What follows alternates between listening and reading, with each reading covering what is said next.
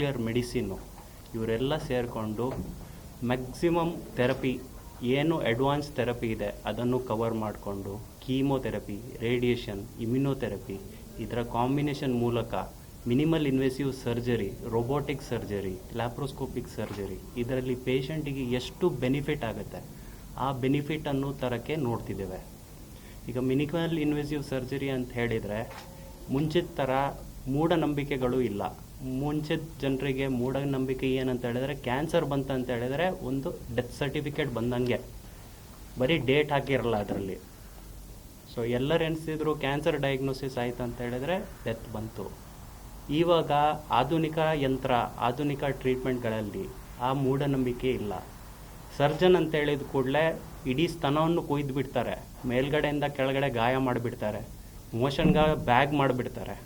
But ಈಗ advanced technology, robotic surgeries, minimal invasive surgeries ಅಂತ ಹೇಳಿದ್ರಲ್ಲಿ ಅಲ್ಲೇ ಸ್ಟೇಪ್ಲರ್ನಲ್ಲಿ ಜೋಡ್ ಮಾಡಿಕೊಂಡು ಮೋಷನ್ ಬ್ಯಾಗ್ ಮಾಡದಂಗೆ ಸರ್ಜರೀಸ್ ಮಾಡ್ಬೋದು, ಸ್ತನ ಉಳಿಸ್ಬೋದು, ಬ್ರೆಸ್ಟ್ ಲೋಕಲ್ ಆಂಕೋಪ್ಲಾಸ್ಟಿ ಅಂತ ಹೇಳಿದ್ರೆ ಶೇಪ್ ಕೊಡ್ಬೋದು, ಮುಂಚಿನ ಥರ ಟ್ರೀಟ್ಮೆಂಟ್ ಮಾಡಿಸ್ಬೋದು. ಮೇಯ್ನ್ ಕಾರಣ ಈ ಟ್ರೀಟ್ಮೆಂಟ್ಗಳಿಗೆ ಏನಂತ ಹೇಳಿದ್ರೆ ಮುಂಚಿನ ಥರ we want better quality of life. It is not about giving life to patients to survive. ಆ ಸರ್ವೈವಲ್ ಒಟ್ಟಿಗೆ ಒಳ್ಳೆ ಕ್ವಾಲಿಟಿ ಕೊಡಬೇಕು. ಪೇಷಂಟ್ಸು ಮುಂಚಿನ ಥರ ಊಟ ಮಾಡೋಕ್ಕಾಗಬೇಕು, ಮುಂಚಿನ ಥರ ಶ್ವಾಸ ತಗೊಳಕ್ಕಾಗಬೇಕು, ಮುಂಚಿನ ಥರ ಹೆಂಗೆ ಕೆಲಸಕ್ಕೆ ಹೋಗ್ತಿದ್ರು ರೂಟೀನ್ ವರ್ಕು, ಆ ಲೈಫ್ ಸ್ಟೈಲ್ ಮೇಂಟೈನ್ ಮಾಡಬೇಕು. Most important, can they feel like themselves alone. ಮುಂಚಿನ ಥರ ಹೆಂಗೆ ಫೀಲ್ ಮಾಡ್ತಿದ್ರು ಈ ಥೆರಪಿ ಮುಗ್ದ ಮೇಲೆ ಆ ಥರನೇ ಅವರು ಫೀಲ್ ಮಾಡ್ತಾರೆ. ಆ ನಂಬಿಕೆಯನ್ನು ತರಕ್ಕೆ ಈ ಟೀಮನ್ನು ಮಾಡಿದ್ದೇವೆ. ಪೇಷಂಟ್ಸ್ಗಳಿಗೆ ಎಷ್ಟು ಬೆನಿಫಿಟ್ ಆಗುತ್ತೆ ವಿತ್ ಮಿನಿಮಮ್ ಎಫೆಕ್ಟಿವ್ ಟ್ರೀಟ್ಮೆಂಟ್, ಆ ಉದ್ದೇಶದಿಂದ ಈ ಟೀಮ್ ಇದೆ. ಇಲ್ಲಿ ಒಂದು ಸೂಪರ್ ಸ್ಪೆಷಾಲಿಟಿಯಲ್ಲಿ ನಾನು ರೇಡಿಯೇಷನ್ ಆನ್ಕಾಲಜಿ ಅಂದರೆ ಏನಂದರೆ ಇವಾಗ ಆನ್ಕಾಲಜಿಯಲ್ಲಿ 3 ಸಬ್ ಡಿವಿಷನ್ ಇದೆ: ಸರ್ಜಿಕಲ್, ಮೆಡಿಕಲ್, ರೇಡಿಯೇಷನ್ ಅಂತ. ನಾವು ರೇಡಿಯೇಷನಲ್ಲಿ ಏನು ಮಾಡ್ತೀವಿ, ಈ ಎಕ್ಸ್ರೇ ಮೂಲಕ, ಎಕ್ಸ್ರೇ ಎಲ್ಲರಿಗೂ ಗೊತ್ತಿರುತ್ತಲ್ಲ, ಎಕ್ಸ್ರೇ ಮೂಲಕ ಆ ಕ್ಯಾನ್ಸರ್ ಕಣಗಳನ್ನು ಸಾಯಿಸೋಕ್ಕೆ ನೋಡ್ತೀವಿ. ಇವಾಗ ಟೆಕ್ನಾಲಜಿ ಎಷ್ಟು ಇಂಪ್ರೂವ್ ಆಗಿದೆ ಅಂದರೆ ನಮ್ಮ ಹತ್ರ ಡೆಡಿಕೇಟೆಡ್ ಮೆಷಿನ್ಸ್ ಇದೆ, ಸ್ಪೆಷಲೈಸ್ಡ್ ಮೆಷಿನ್ಸ್ ಇಂಥ ಥರ ಟ್ರೀಟ್ಮೆಂಟ್ ಕೊಡೋಕ್ಕೆ. ಇದಕ್ಕೆ ನಮ್ಮ ಭಾಷೆಯಲ್ಲಿ ಲೀನಿಯರ್ ಆಕ್ಸಲರೇಟರ್ಸ್ ಅಂತೀವಿ. ಮುಂಚೆ ಎಲ್ಲ ತುಂಬ ಕಷ್ಟ ಆಗ್ತಿತ್ತು. ರೇಡಿಯೇಷನ್ ಅಂದ ತಕ್ಷಣ ಎಲ್ಲರೂ ಇಲ್ಲ ಹಿಂಗಾಗತ್ತೆ ಹಂಗಾಗತ್ತೆ, ಬಾಯೆಲ್ಲ ಇದು ಊಟ ಮಾಡೋಕ್ಕಾಗಲ್ಲ, ಇಲ್ಲೆಲ್ಲ ಕಪ್ಪಾಗತ್ತೆ, ನಡೆಯೋಕ್ಕಾಗಲ್ಲ, ಮಾಡೋಕ್ಕಾಗಲ್ಲ ಅಂತ. ಇವಾಗ ಎಲ್ಲ ಎಷ್ಟು ಕಮ್ಮಿ ಆಗಿದೆ ಅಂದರೆ ಇವಾಗ ರೇಡಿಯೇಷನಿಂದ ಬರೀ ಯಾವ ಜಾಗಕ್ಕೆ ಅಂದರೆ ಕ್ಯಾನ್ಸರ್ ತತ್ವ ಎಲ್ಲ ಇದೆ ಅಲ್ಲಿ ಮಾತ್ರ ರೇಡಿಯೇಷನ್ ಕೊಟ್ಟು ಬೇರೆ ಜಾಗಕ್ಕೆಲ್ಲ ತುಂಬ ಕಡಿಮೆ ರೇಡಿಯೇಷನ್ ಹೋಗುತ್ತೆ. ಇದರಿಂದ ಏನಾಗುತ್ತೆ, ಇವಾಗ ಇವ್ರು ಹೇಳಿದ ಹಾಗೆ ಕ್ವಾಲಿಟಿ ಆಫ್ ಲೈಫ್, ಅವರಿಗೆ ಟ್ರೀಟ್ಮೆಂಟು ಎಲ್ಲ ಚೆನ್ನಾಗಿ ಟಾಲರೇಟ್ ಮಾಡೋಕ್ಕಾಗತ್ತೆ. ಆಮೇಲೆ ಅವ್ರದ್ದು ಕ್ವಾಲಿಟಿನೂ ಇಂಪ್ರೂವ್ ಆಗುತ್ತೆ. ಆಮೇಲೆ ಮೋಸ್ಟ್ ಇಂಪಾರ್ಟೆಂಟು ಕ್ಯಾನ್ಸರ್ ತತ್ವನೂ ಗುಣ ಆಗುತ್ತೆ. ಇದು ಸುಮಾರು ಕ್ಯಾನ್ಸರಿಗೆ ನಾವು ರೇಡಿಯೇಷನ್ ಕೊಡ್ತೀವಿ, ಬಟ್ ಸುಮಾರು ಕ್ಯಾನ್ಸರ್ ಲೈಕ್ ಬ್ಲಡ್ ಕ್ಯಾನ್ಸರಿಗೆಲ್ಲ ನಾವು ರೇಡಿಯೇಷನ್ ಕೊಡಲ್ಲ. ಸಾಲಿಡ್ ಟ್ಯೂಮರ್ಸ್ ಅಂತೀವಿ. ಸಾಲಿಡ್ ಟ್ಯೂಮರ್ಸ್ ಅಂದರೆ ಈ ಸ್ತನ ಕ್ಯಾನ್ಸರ್, ಬಾಯ್ ಕ್ಯಾನ್ಸರ್, ಬ್ರೈನ್ ಟ್ಯೂಮರು, ಆಮೇಲೆ ಲಿವರ್ ಕ್ಯಾನ್ಸರು ಮತ್ತು ರೆಕ್ಟಮ್ ಕ್ಯಾನ್ಸರ್, ಅದಕ್ಕೆಲ್ಲ ನಾವು ರೇಡಿಯೇಷನ್ ಕೊಡ್ತೀವಿ.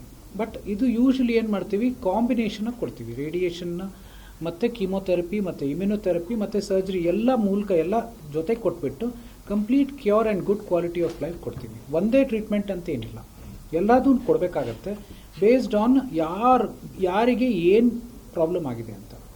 ನಮ್ಮದು ಮೆಷಿನ್ ಎಲೆಕ್ಟ್ರಾ ಈವೋ ಅಂತ, ಲೇಟೆಸ್ಟು ಫುಲ್ಲು ಇಂಡಿಯಾದಲ್ಲಿ ಫಸ್ಟ್ ಟೈಮ್ ನಾವು ಇದನ್ನು ಎಸ್ಟಾಬ್ಲಿಷ್ ಮಾಡ್ತಿರೋದು, ಬೇರೆ ಕಡೆ ಎಲ್ಲೂ ಇಲ್ಲ ಇದು. ಈ ಮೆಷಿನಿನ ಸ್ಪೆಷಾಲಿಟಿ ಏನಂದರೆ AI. ಇವಾಗ ಎಲ್ಲರೂ ಕೇಳ್ತಾರೆ AI, ಆರ್ಟಿಫಿಷಿಯಲ್ ಇಂಟೆಲಿಜೆನ್ಸು ಅದು ಅಂತ. AI ಮೂಲಕ ಆನ್ಲೈನ್ ಅಡ್ಯಾಪ್ಟಿವ್ ರೇಡಿಯೇಷನ್ ಅಂತ. ಆನ್ಲೈನ್ ಅಡ್ಯಾಪ್ಟಿವ್ ರೇಡಿಯೇಷನ್ ಅಂದರೆ ಏನಂದರೆ, ಇವಾಗ ನಾವು ರೇಡಿಯೇಷನ್ ಕೊಡ್ತಾ ಇರ್ತೀವಿ. ರೇಡಿಯೇಷನ್ ತತ್ವ ಏನಂದರೆ ಪ್ರತಿದಿನ ಕೊಡಬೇಕಾಗತ್ತೆ, ಸ್ಯಾಟರ್ಡೆ ಸಂಡೇ ಇಲ್ಲ, ಶನಿವಾರ ಭಾನುವಾರ ಇಲ್ಲ, ವಾರಕ್ಕೆ 5 ದಿನ 10 ನಿಮಿಷ ಪ್ರತಿದಿನ, ನೋವಾಗಲ್ಲ ಏನೂ ಆಗಲ್ಲ. ಇವಾಗ ರೇಡಿಯೇಷನ್ ಕೊಡೋ ಟೈಮಲ್ಲಿ ಅನ್ಸ್ಕೊಳ್ಳಿ ಆ ಟ್ಯೂಮರ್ ಕಮ್ಮಿ ಆಗ್ತಾ ಹೋಗುತ್ತೆ, ಇಲ್ಲ ಬೇರೆ ನಾರ್ಮಲ್ ಸ್ಟ್ರಕ್ಚರ್ಸ್ ಆ ಕಡೆ ಈ ಕಡೆಯಿಂದ ಬರ್ತವೆ. ಆವಾಗ ನಾವೇನು ಮಾಡ್ತೀವಿ, ಮೆಷೀನಲ್ಲೇ ಒಂದು CT ಸ್ಕ್ಯಾನ್ ಮಾಡಿಬಿಟ್ಟು ನಾವು ನೋಡ್ತೀವಿ ಏನಾಗ್ತಾಯಿದೆ ಅಂತ. ಟ್ಯೂಮರ್ ಕಮ್ಮಿ ಆಗಿದ್ದರೆ ಆವಾಗಲೇ ಅದ್ರ ಪ್ರಕಾರ, ಟ್ಯೂಮರ್ ಪ್ರಕಾರ ಇಲ್ಲ ನಾರ್ಮಲ್ ಸ್ಟ್ರಕ್ಚರ್ ಪ್ರಕಾರ ನಾವು ಅಲ್ಲೇ ಪ್ಲ್ಯಾನ್ ಮಾಡಿ ಅಲ್ಲೇ ರೇಡಿಯೇಷನ್ ಕೊಡ್ತೀವಿ. ಅಂದರೆ ಮಿಷಿನಲ್ಲೇ ಪೇಷಂಟ್ ಅಲ್ಲಿ ಮಲ್ಕೊಂಡಿರ್ಬೇಕಾದ್ರೆ ಇದು ಮಾಡ್ತೀವಿ. ಇದು AI ಮೂಲಕ ಎಲ್ಲ ಸಾಧ್ಯತೆ ಆಗಿದೆ, ಮುಂಚೆ ಆಗ್ತಾ ಇರಲಿಲ್ಲ ಇದು. ಬೇಸಿಕಲಿ 20 ಇಯರ್ಸ್ ಮುಂಚೆ ಎಲ್ಲ ವೆನ್ ಈ ಥರ ಒಂದು ಪ್ರೆಸ್ ಕಾನ್ಫರೆನ್ಸಲ್ಲಿ ಒಂದು ಸರ್ಜನ್ ಬರ್ತಾರೆ ಸಪ್ರೇಟು, ಇನ್ನೊಂದು ರೇಡಿಯೇಷನ್ ಆನ್ಕಾಲಜಿ ಸಪ್ರೇಟ್ ಬರ್ತಾರೆ. ಇವಾಗ ವಿತ್ ಎಕ್ಸ್ಪೀರಿಯನ್ಸು ಇದು ನೀವು ಹೇಳ್ತಿರಲ್ವ, ಕ್ಯಾನ್ಸರು ಕಾಂಪ್ಲೆಕ್ಸ್ ಡಿಸೀಸ್ ಇದು, ಇದಕ್ಕೆ ಕಂಬೈನ್ಡ್ ಟ್ರೀಟ್ಮೆಂಟ್ ಬೇಕು. ಸೊ ಇವಾಗ ಡಾಕ್ಟರ್ ಆರನ್ ಹೇಳ್ತಾರಲ್ವ, ಅದು this is the era of conservation. ಮುಂಚೆ ಎಲ್ಲ ವಾಯ್ಸ್ ಬಾಕ್ಸಲ್ಲಿ ಕ್ಯಾನ್ಸರ್ ಬಂತಂತ ವಾಯ್ಸ್ ಬಾಕ್ಸ್ ರಿಮೂವ್ ಮಾಡಬೇಕು, ಬ್ರೆಸ್ಟಲ್ಲಿ ಕ್ಯಾನ್ಸರ್ ಬಂತಂತ ಫುಲ್ ಬ್ರೆಸ್ಟ್ ರಿಮೂವ್ ಮಾಡಬೇಕು. ಇವಾಗ ಆ ಥರ ಅಲ್ಲ, ಕಂಬೈನ್ಡ್ ಟ್ರೀಟ್ಮೆಂಟಲ್ಲಿ when multi disciplinary treatment, multiple doctors ಜೊತೆಗೆ ಇದು ಟ್ಯೂಮರ್ ಬೋರ್ಡ್ ಅಂತ ಒಂದು ಕಾನ್ಸೆಪ್ಟ್ ಇದೆ. ಟ್ಯೂಮರ್ ಬೋರ್ಡ್ ಅಂತ ಒನ್ ಪರ್ಟಿಕ್ಯುಲರ್ ಪೇಷಂಟ್ಗೆ, ಒನ್ ಪರ್ಟಿಕ್ಯುಲರ್ ಟ್ಯೂಮರ್ಗೆ at that point of time best treatment ಏನಂತ ಡಿಸೈಡ್ ಮಾಡೋದಕ್ಕೆ we will all sit together, ಆಮೇಲೆ ಡಿಸ್ಕಸ್ ಮಾಡಿ ಈ ಟೈಮಲ್ಲಿ ಬೆಸ್ಟ್ ಟ್ರೀಟ್ಮೆಂಟ್ ಏನು ಕೊಡಬೇಕು, ಹೊಸದಾಗಿ ಏನು ಟ್ರೀಟ್ಮೆಂಟ್ ಕೊಡೋಕ್ಕಾಗತ್ತಾ, ಈ ಟ್ಯೂಮರ್ ಸ್ವಲ್ಪ ಇದರಲ್ಲಿ ಅಡ್ವಾನ್ಸ್ ಟೆಸ್ಟ್ ಇದೆ, ಇದು ಜೆನೆಟಿಕ್ ಟೆಸ್ಟ್ ಅಂತ ಒಂದು ಸೀಕ್ವೆನ್ಸಿಂಗ್ ಟೆಸ್ಟ್, ಇದೆಲ್ಲ ಮಾಡಿ ಇದು ಸ್ಪೆಸಿಫಿಕ್ ಆಗಿ ಕೀಮೋಥೆರಪಿ ಕೊಡಬೇಕಾ ಇಲ್ಲ ಹೊಸ ಟ್ರೀಟ್ಮೆಂಟ್ಸ್, ಇಮ್ಯುನೋಥೆರಪಿ ಥರ ಟ್ರೀಟ್ಮೆಂಟ್ಸ್ ಇತ್ತೆ, ಟಾರ್ಗೆಟೆಡ್ ಥೆರಪಿ. ಸೊ ಈ ಥರ treatments when you give full ಒಂದು cure rates are increased and side effects ತುಂಬ ಕಡಿಮೆ ಇದೆ. ಇವಾಗ ಮುಂಚೆ ಎಲ್ಲ ಆಲ್ಮೋಸ್ಟ್ 100% ಕ್ಯಾನ್ಸರ್ಸಕ್ಕೆ ಕೀಮೋಥೆರಪಿಯೇ main treatment medical oncology side. But ಇವಾಗ almost 60 to 70% cancer without chemotherapy treat ಮಾಡೋಕ್ಕಾಗುತ್ತೆ. ಕ್ಯಾನ್ಸರ್ ಅಂತಂದರೆ ಒಂದೇ ಟ್ರೀಟ್ಮೆಂಟ್, ಎಲ್ಲರೂ ಕೀಮೋಥೆರಪಿ, ಇಂಜೆಕ್ಷನ್ಸು, ಆಪ್ರೇಷನ್ಸ್ ಮಾಡ್ತಾಯಿದ್ರು. ಇವಾಗ ಜೀನ್ ಲೆವೆಲ್, ಜೆನೆಟಿಕ್ ಲೆವೆಲಲ್ಲಿ ಹೋಗಿ ಏನು ಪ್ರಾಬ್ಲಮ್ ಆಗಿದೆ ಅಂತೇಳಿ ಕೆಲವು ಪರ್ಟಿಕ್ಯುಲರ್ ಜೀನ್ ಮ್ಯೂಟೇಷನ್ ಇದ್ದರೆ ಅದು ಪರ್ಟಿಕ್ಯುಲರ್ ಟಾರ್ಗೆಟೆಡ್ ಥೆರಪಿ, ಇಮ್ಯುನೋಥೆರಪಿ ಅಂತೆಲ್ಲ ಅಡ್ವಾನ್ಸಸ್ ಆಗಿದೆ. ಸೊ ಸರ್ ಹೇಳ್ದಂಗೆ ಅರೌಂಡ್ 50 to 60% ಕ್ಯಾನ್ಸರ್ ಪೇಷಂಟ್ಸ್ಗೆ we can treat without chemotherapy also. And so ಹೊಸ ಅಡ್ವಾನ್ಸಸ್ ಇದೆ, ಟ್ರೀಟ್ಮೆಂಟ್ ಈಸ್ ಮೋರ್ ಎಫೆಕ್ಟಿವ್. ಮುಂಚೆ ಎಷ್ಟು ಕ್ಯೂರ್ ರೇಟ್ಸ್ ಇತ್ತು ಅದಕ್ಕಿಂತ ಜಾಸ್ತಿ ಕ್ಯೂರ್ ರೇಟ್ಸ್ ಇದೆ.